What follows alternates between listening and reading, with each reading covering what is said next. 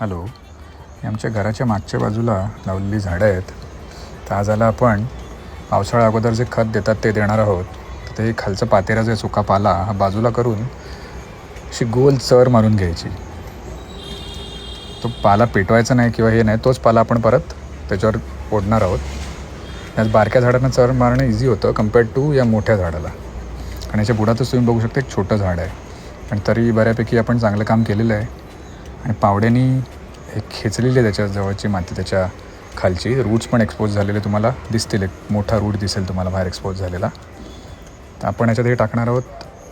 हे आहे शेण. आमच्या घराजवळच एक गोठा आहे, तिकडनं मी 2 गोणी शेण विकत आणलं आहे. शेणाचं शेणखत झालेलं आहे बघा, पावडर झालेली. आता हे टाकून झाडाच्या बुडात जिथे आपण खणून घेतले, चर मारून घेतले, हे आता मी त्याच्यात टाकणार. आणि हे टाकल्यावरती परत तो पाला तसाच ओढून घेतलेला आहे बघा. बिकॉज हा पाला जो आहे हा नॅचरल मल्च आहे. आपण मल्चिंग पेपर वगैरे विकत आणतो आणि झाडांच्या बुडात पाणी रिटेन व्हावं म्हणून ठेवतो. तर आपण हे जे पाणी मारतो आहे, हा सुका पाला will act as a mulch. ते खाली पाणी सोकून ठेवेल जास्त वेळ मातीत. थँक्यू.